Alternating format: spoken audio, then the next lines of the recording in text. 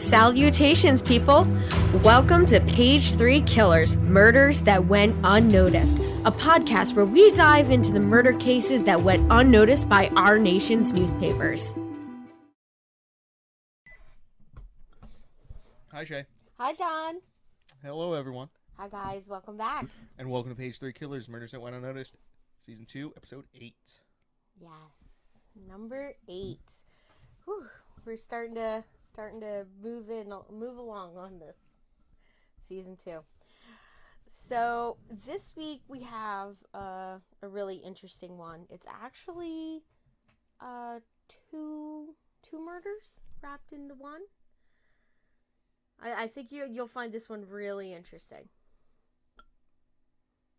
So there was one murder, 2 people died, or okay, so we two have murders and only one person died? That'd be interesting. No, we have...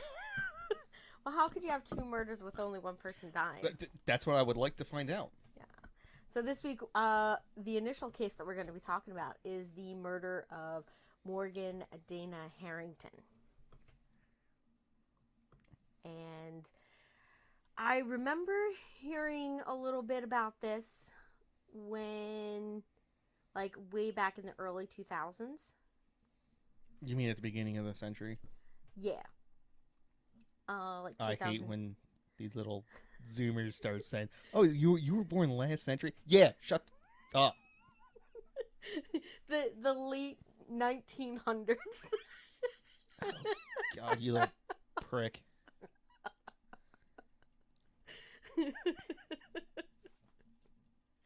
Yes. So, this case here starts off in 2009. And then we're not going to see any developments until around 2014 with the conclusion of this case.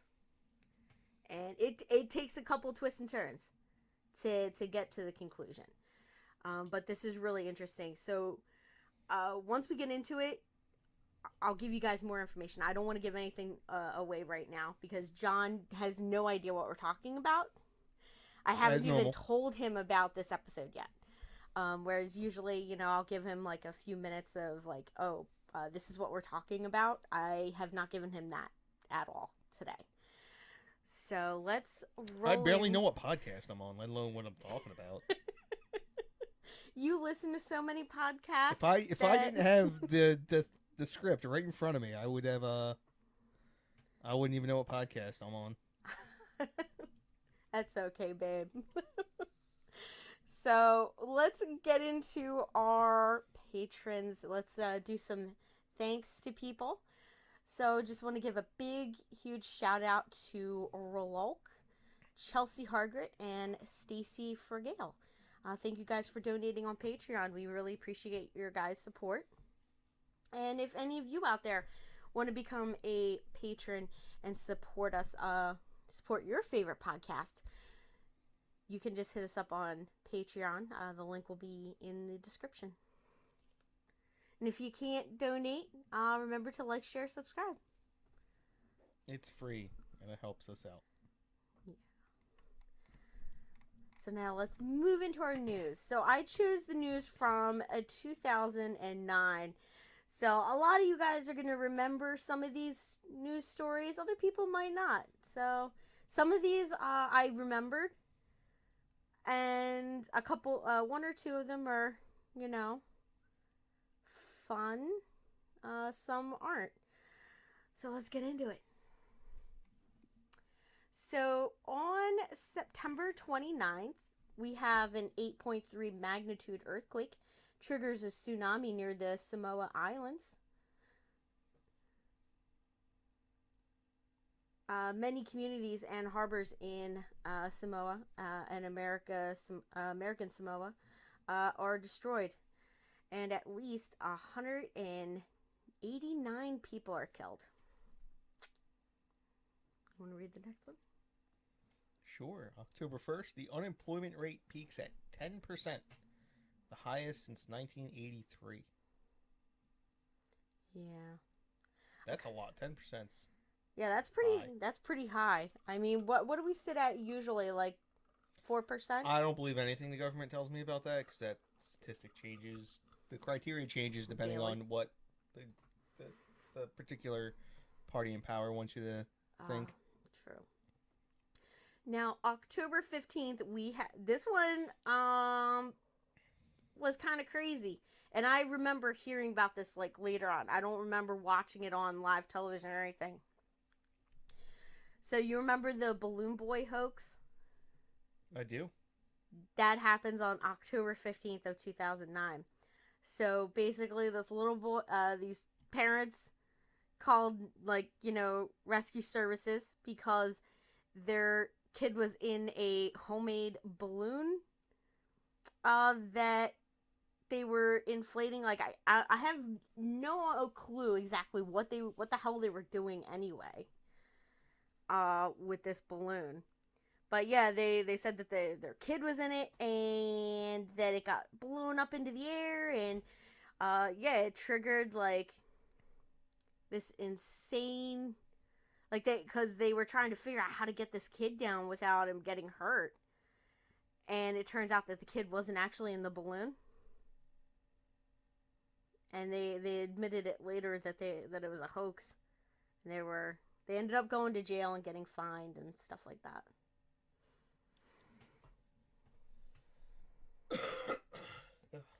Was he hiding in a well or something like that?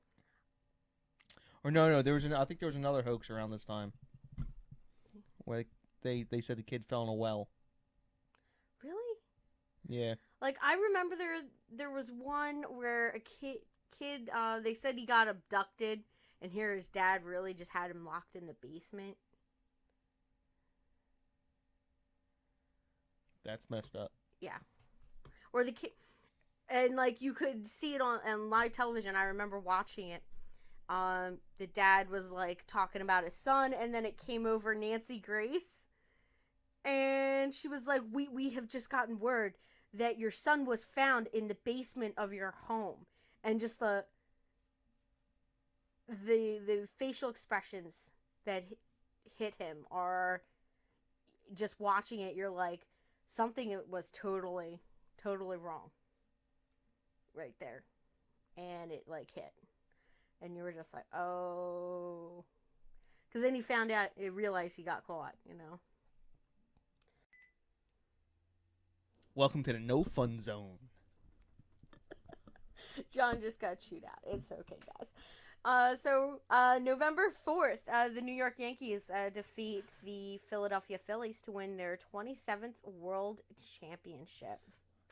November 27th, golfer Tiger Woods is involved in a car accident the day after Thanksgiving, triggering media coverage that the married father of two had affairs with about 12 women, and ultimately the loss of many of Tiger Woods' corporate sponsors. Yeah, I don't know about Tiger Woods. He done messed up. Yeah. I don't know, but he gets in a car accident, and then the first thing that the media is going to report is that, you know, he had an affair with all these women. Like, come on. Personally, me, I don't give a fuck. Like, it's stupid. Right? Oh, so you don't care if I go have affairs? Well, no, I don't care that Tiger Woods had an affair. It's not. What if he had an affair with me? Would you care then? I probably would, because you're my husband. And I'd be wondering, where are my kickbacks? Where... Fair enough. Better be bringing home, you know, some expensive gifts for me. That's all I'm saying. All right. December 25th. Now, this one here was the hugest story.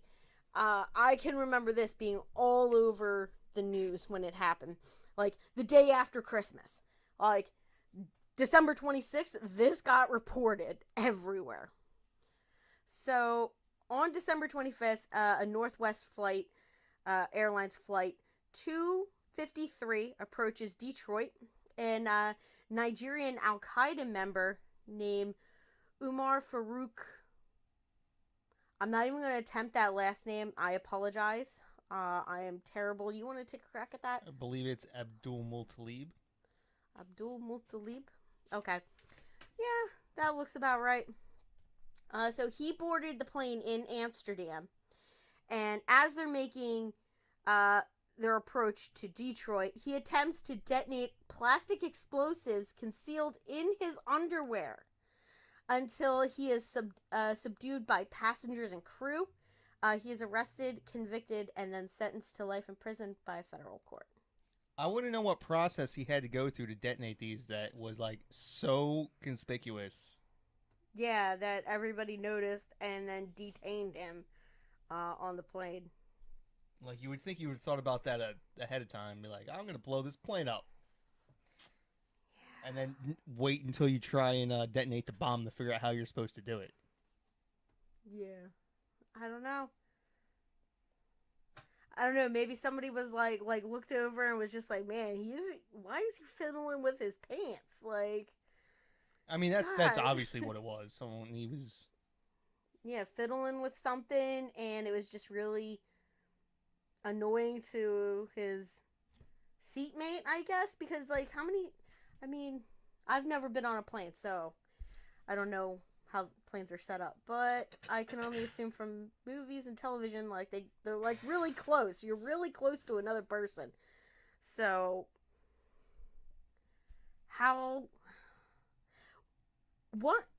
the other thing is, how the hell did he get it on the plane? I believe it was plastic.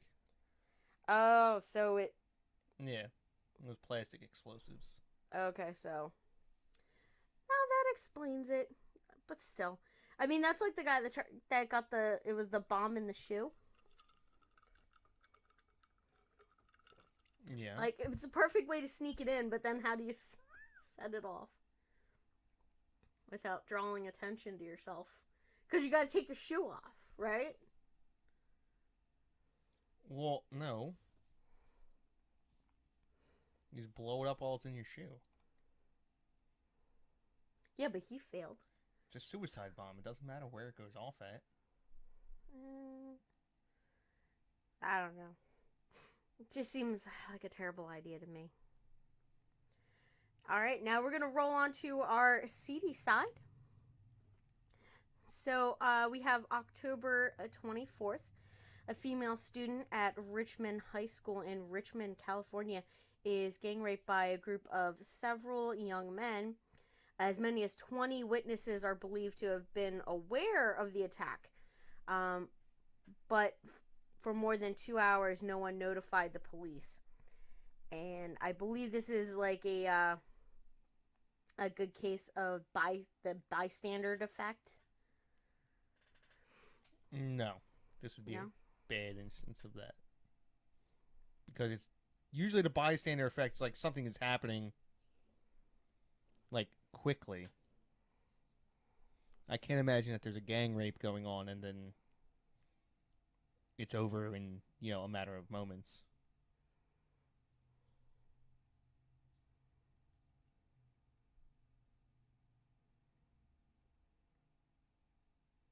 I mean, I was under the impression that the bystander effect is like not necessarily a quick thing, because there was the first real case that I've heard of it was that woman being murdered in New York in like the 1950s, and Yeah, I guess you're all right. of her neighbors heard it going on for a while, and nobody called the police. Yeah, but that was also deemed to be a very bad case of the bystander Because they all assumed that somebody else had called.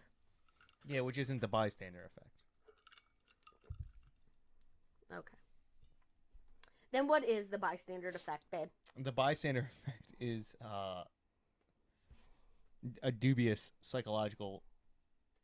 It's not really dubious, but misused psychological term. That means that when there's something going... it's hard to be the first to act in a situation. Because the human mind perceives everybody else not acting as a what's the word I'm looking for? As a signal from the group that there's nothing to act on.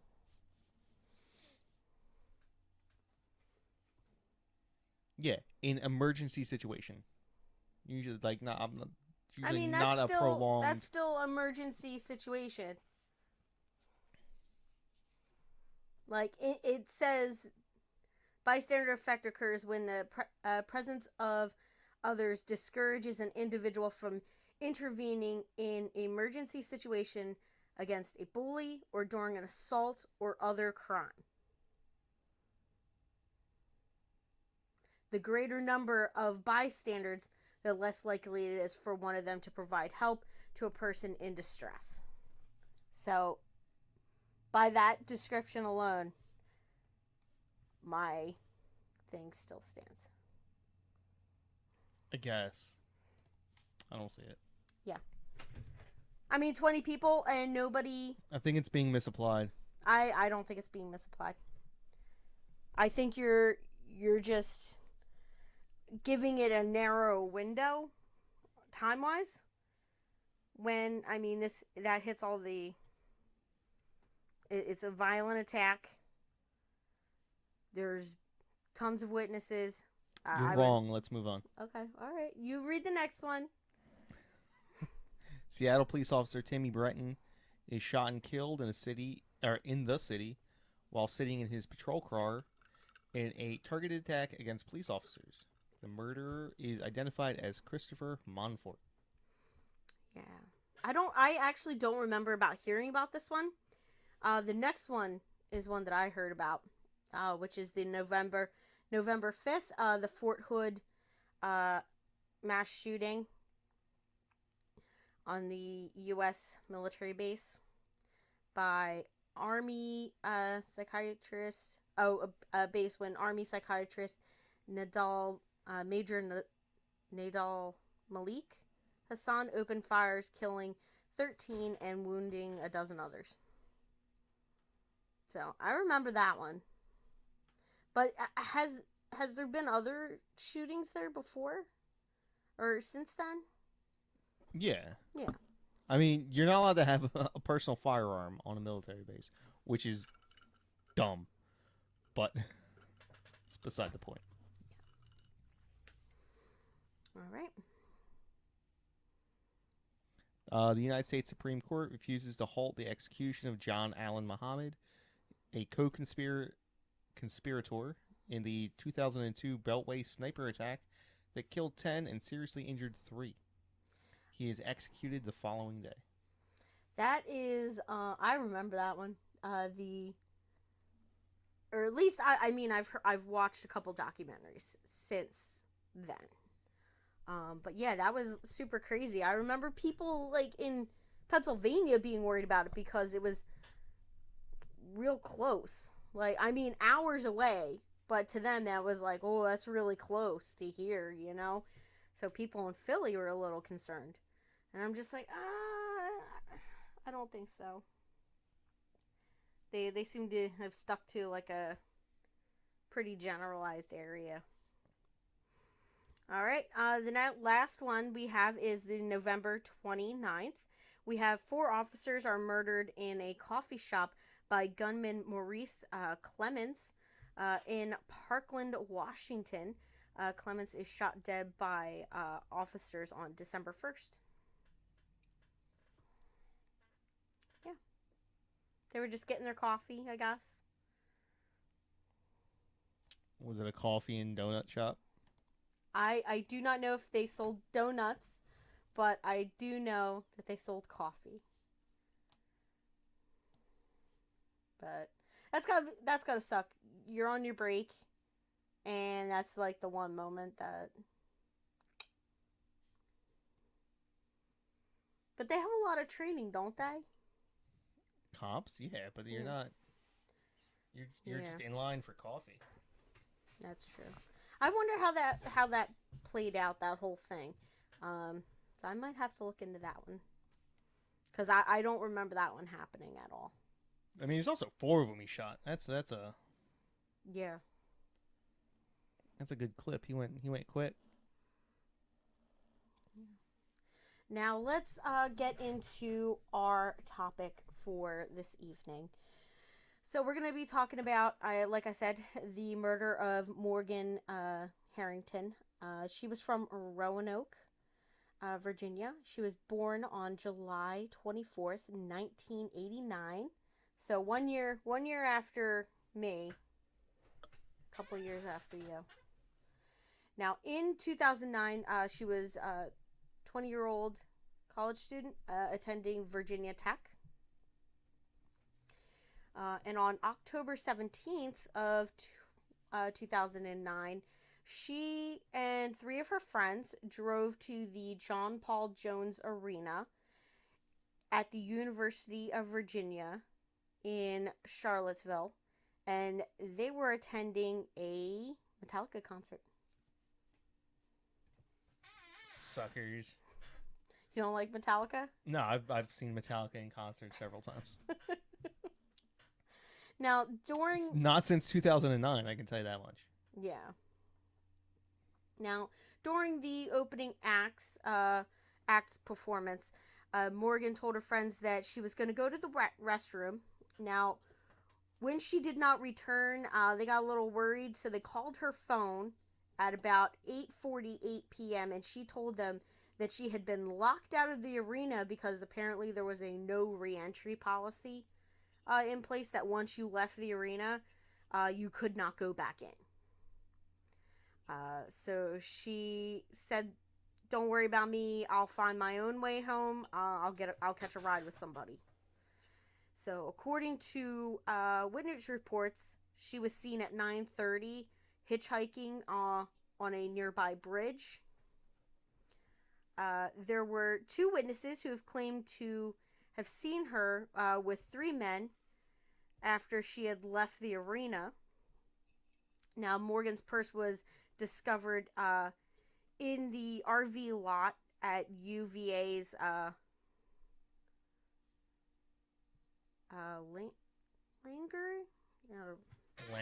Lanigan athletic field following her disappearance.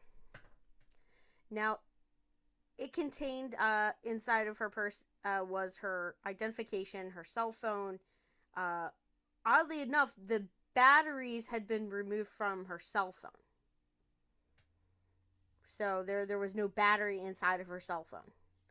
Now, on January 26th of 2010, about 10 miles from the arena, her remains were discovered by a local farmer. Now, the location she was found in was remote, and it was off of a remote area off of the Anchorage farm, more than 1.5 miles from any road access. Now, although the investigators did not release information about her death, her parents did confirm that it had been a violent death, and that she had broken bones and other injuries. Now, her mother, Gil, later confirmed that her daughter had been sexually assaulted.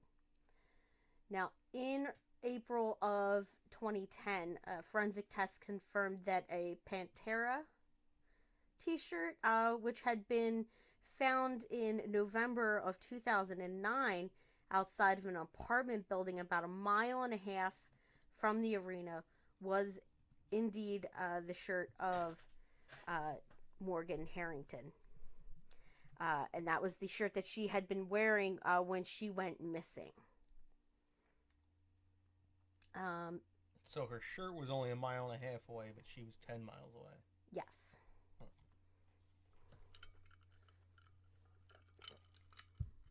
Now, in September of...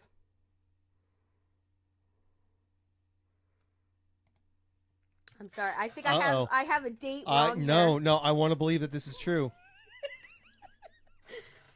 We have some time walking cops here. I accidentally typed in 2005. I believe it was 2015. So in September 2015. It would have been so much better if it was 2005. I'm just saying. What, they would have known before? Yeah, they have a psychic cop. Wasn't there like a TV show, a movie or something about that? Like the Yeah. Minority Report. Yeah, exactly. Yeah. So police were able to forensically link Harrington's murder to an abduction and sexual assault in Fairfax. They also believed that the killer was familiar with the area where Morgan's body had been found. Now, this case achieved widespread national attention that the Virginia General Assembly they received national attention from the Virginia General Assembly when they did a little ceremony to honor the murdered student with a special resolution. Not exactly sure what that means. Special resolution. Like, I don't know. That just means Congress did something official. That's not really anything. Yeah. Now, the killing provoked fears expressed by her parents and in many meetings with the media, including national television broadcasts, that a serial killer might be living in Virginia. Now, Crime Stoppers offered a $1,000 reward. $100,000 reward. And the band playing the night of her murder, Metallica, they put up an additional $50,000 to increase the reward to $150,000 for any information leading to a conviction. Now, her parents continued to appear at numerous special events, including the University of Virginia's annual Take Back the Night rally that urged UVA administrators to work towards a safer campus. And my guess, by safer campus, they mean for women. Safer campus for women. Now, in September of 2014, Harrington's case was linked to another murder. And that would be the murder of Hannah Graham in Charlotteville, Virginia. Now, they linked this case through forensic evidence pertaining to a particular individual named Jesse Matthew, who was the main suspect. So now, obviously, we're going to talk about the murder of Hannah Graham. So you remember I said, it kind of gets resolved because of a second one. Well, so there's our second murder. Now, Hannah Elizabeth Graham was born in Berkshire, England, on February 25th, 1996.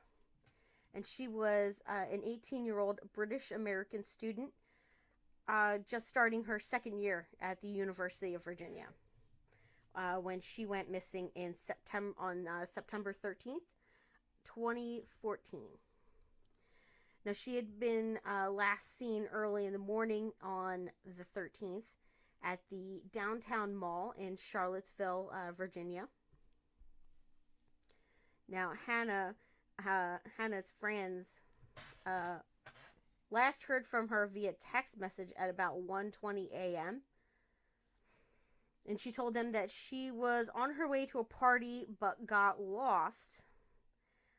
She had attended another party earlier, and she was heading from that party to meet up with a few of her friends at another party. Now, according to surveillance footage and witness testimony, among the last places Graham was spotted was the Tempo restaurant, and she was spotted with Jesse Leroy Matthew Jr., and he went by a nickname LJ. Such a lost opportunity. What was?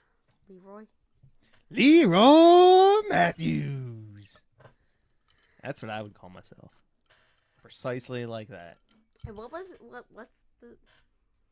Because I know it's referring to Leroy Jenkins, but... Leroy Jenkins. That was terrible. My voice cracked and everything. What was that from anyway? From World of Warcraft, it was a skit, and all these people are getting together, and they're all talking over the, they're about to raid a dungeon or something. I don't know what they do in WoW. Oh, and they're trying to formulate a plan? A plan, and all of a sudden, Leroy Jenkins just yells out Leroy Jenkins and charges into the dungeon, and everyone else is like, what is he doing? Like, what? He just went in. Oh, God, no. No, we got to follow him. And then they go in, and they all die. Oh, man. But it was a skit, so it was really yeah. funny. But for being a skit, it was hilarious. I don't get computer gamers. I don't know. Guys are a funny breed, I guess. Oh, we used to do it all the time back when that first came out. Oh, you guys You would just be like, Leroy Jenkins. I'm not a computer gamer, but like doing anything. Yeah. Anything Bad shot in basketball, you just heaving something up, just yell Leroy Jenkins. Okay. What are you doing shooting that? Leroy Jenkins. Don't worry about it. Now, Jesse was a 32-year-old man who quickly became a person of interest in the investigation. One witness said that they had seen Jesse at the restaurant with his arm around Hannah and noted that she appeared drunk. Now, because Hannah was below the U.S. legal drinking age, the Tempo restaurant could face legal action if they confirmed the sightings, like if the sightings were confirmed. So I think that sort of slowed down the investigation a little bit. Now, the last witness to see Hannah alive said that she was with a man who did not look friendly. Now, as Hannah was standing by a vehicle identified as Matthews Orange 1998 Chrysler Sebring. Oh, I was right? Ooh, that's a first. I was right on pronouncing a car. Jeez. Now, the witness heard her say, "I'm not getting in that car with you." And apparently she said it kind of loud and angry, like, you know. Now, over a decade earlier, Matthew was twice accused for sexual assault in two separate Virginia colleges. The first was Liberty University in Lynchburg. And the second was Christopher Newport University in Newport News, which I know exactly where both of these schools are. And then they're like in the same kind of area. So the Newport News, that's like real close to to Williamsburg. That's the ghetto. Huh? Yeah. Newport News. Yeah. Now, he left each school immediately after each accusation. The reported assaults occurred within an 11-month period of each other. And the police investigation into each report basically went nowhere, and no criminal cases were ever brought against him for those assaults. So, after Hannah went missing, on September 20th, a volunteer search for Hannah took place throughout Charlotteville. So they had over 1,000 volunteers were reported to have been involved in the search. And on September 25th, Charlottesville police officer Timothy Longo said that he believed that Hannah Graham was either in Charlottesville or in one of the surrounding counties. So he asked property owners to search their land to make sure that nothing was missed. Now, the Department of Emergency Management organized 2-person search teams in the search for Hannah Graham. they estimated that as of September 26th, those crews spent 44 hours in the field since the volunteer search started on September 20th. Sadly, on October 18th of 2014, human remains were found at an abandoned property in Albemarle County by searchers from the Chesterfield County Sheriff's Office. Now, a press conference later that day made by Sheriff Longo, he stated that the remains had not been positively identified as Hannah. However, authorities confirmed informed Hannah's parents of the discovery. Now, the remains were sent to the Chief Medical Examiner's office in Richmond for identification. And on October 24th, the remains were positively identified as Hannah Graham. And on November 18th, the Washington Post reported that the cause for Hannah's death was being withheld at the request of law enforcement. And later that day, the Albemarle County Police Department reversed course and released that she had died of a homicide by an undetermined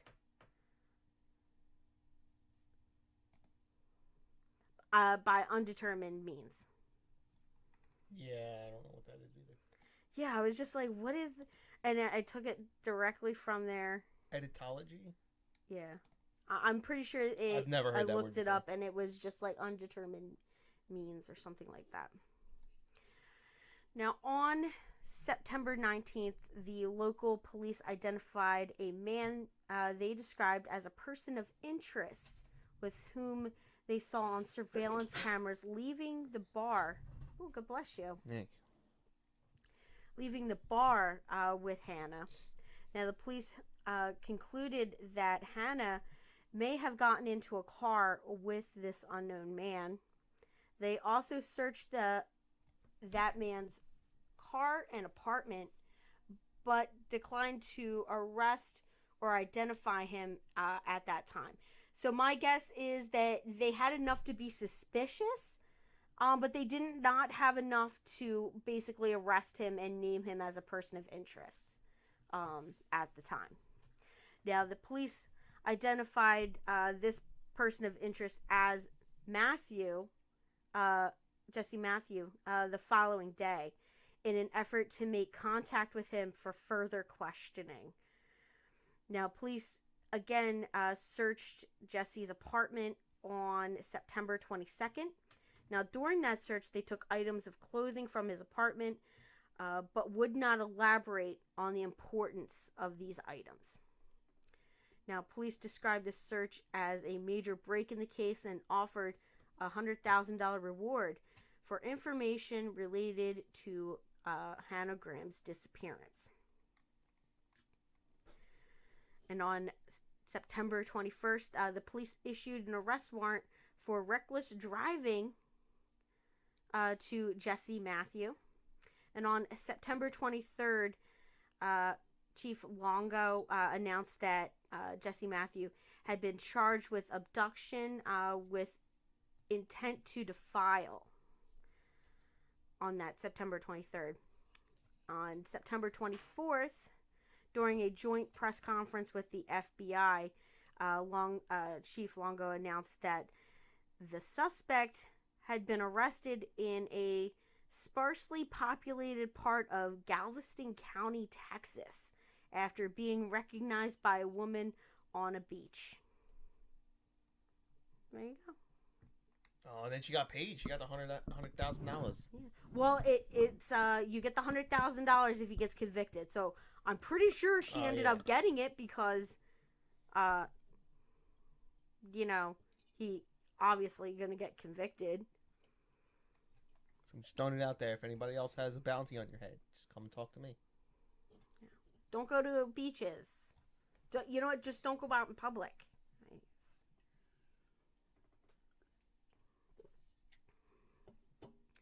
All right. So on September 29th, 2014, it was reported that forensic evidence taken from the investigation into the murder of Morgan Dana Harrington, our first victim, in 2009, matched evidence taken from Jesse Matthew.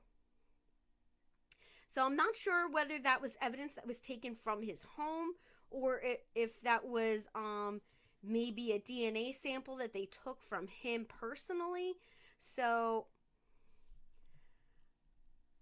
not too sure about that because I could not find that information. But sources close to the Hannah Graham investigation added that Morgan Dana Harrington's interaction with Matthew on the night that did interact with him on the night she disappeared. Now, also, Hannah Graham's remains were found within 5 miles of the location where Morgan Harrington's remains were discovered. So she wasn't that far from that area. Now, on October 20th, 2014, Matthew was indicted in a 2005 abduction in Fairfax, Virginia. So now they've got him on, I'm assuming that's a sexual assault, an abduction from 2005. Then we have Hannah Graham's murder and Morgan Harrington's murder. On September 15th of 2015, Jesse Matthew was formally charged with first-degree murder and abduction with the intent to defile in the murder of Morgan Harrington.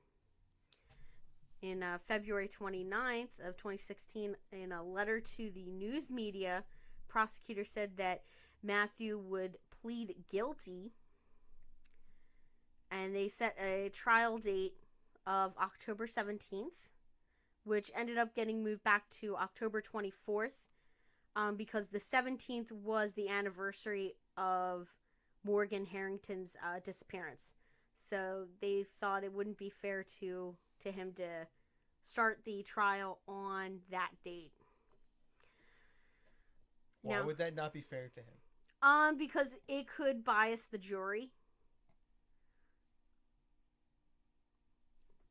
Because, you know, the first thing that the DA is going to say is, you know, this is the anniversary of the disappearance of Morgan Harrington. And she, you know, so many days later she was found dead. And, you know, that's going to be like one of the first things that gets brought up. So, also, I mean, it would be kind of fitting to me, like justice coming full circle, but hey, that's how they, I guess the defense wanted to play it, so I guess they had it pushed back. I guess they had to do something. Yeah. Now, on March 2nd of 2016, after Matthew pled guilty to the 2014 murder of Hannah Graham and the 2009 murder of Morgan Harrington, a judge sentenced him to 4 consecutive life sentences. Under the plea agreement terms, Matthew gave up his right to appeal. It would not be eligible for a geriatric release. So that means like he's like 90 years old and gets out. Now, it was reported on May 21st, 2019, by various local news outlets that Matthew was diagnosed with stage 4 colon cancer. He was transferred from the Red Onion State Prison. Heck of a name. Yeah, I like it. I like that name of that prison. In Wise County. Very wise. Virginia, to Sussex State Prison in Waverly, Virginia for cancer treatments. Now, both the Harrington and Graham families were notified of his transfer. So let's talk about the legal proceedings. So I gave you guys just a brief touch on it before. But there was a couple of things that did happen in that. So Matthew's first court appearance was scheduled for December 4th of 2014. And Matthew's attorneys stated that he would not ask the court for bail for his client. So there was no bail for this guy. So he was just like, nah, I'm not even going to bother with it. Now, on February 10th of 2015, the Albemarle County Commonwealth's attorney, Denise Lunsford, announced that Matthew was being indicted for first-degree murder of Graham, in addition to the abduction charges. And on May 5th of 2015, the prosecutors announced that Matthew would be charged with capital murder. The increased charge of capital murder meant that Matthew could face the death penalty if convicted. Now, the trial was originally set for July 5th, 2016. And on March 2nd of 2016, he pled guilty. And that's when he received the 4 life terms. But for the Fairfax sexual assault case, that was started on October 20th of 2014. And Matthew was indicted on charges of attempted murder, object sexual penetration, and abduction with intent to defile. He was indicted. That occurred in September of 2005 in Fairfax, Virginia. So that incident was 2005. Now, on November 14th, 2014, Matthew pled not guilty to the charges, and a trial was set to begin on March 9th, 2015.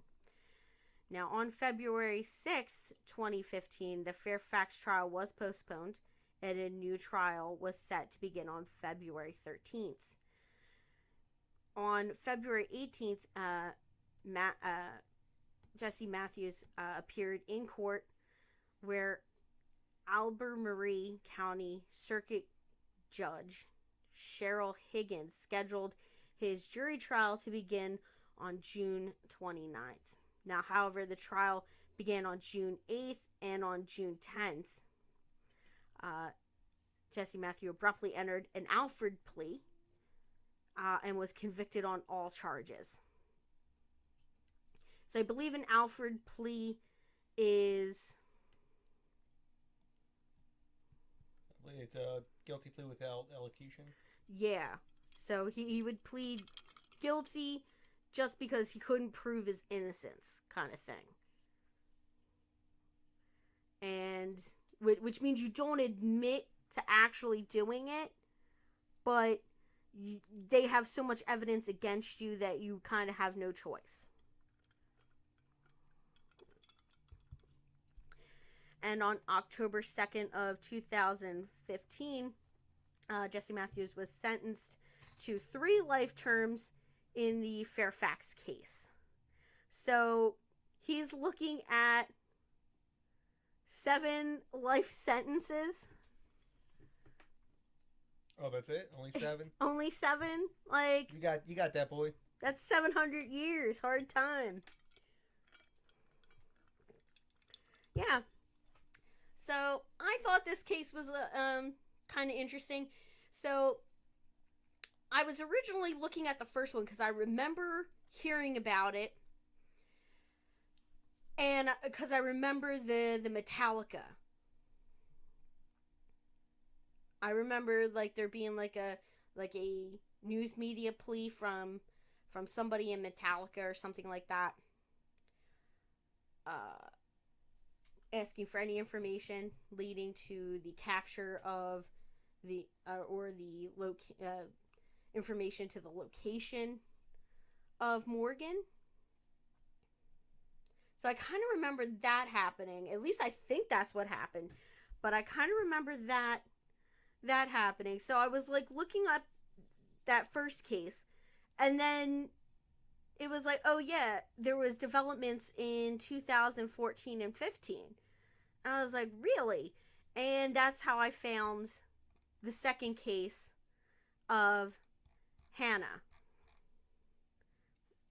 which was really interesting.